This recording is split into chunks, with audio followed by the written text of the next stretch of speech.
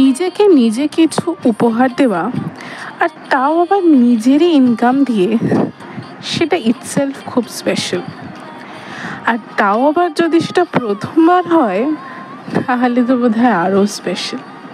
My 20th birthday it was.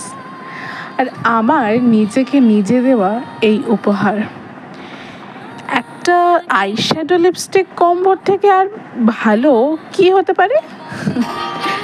It felt really special.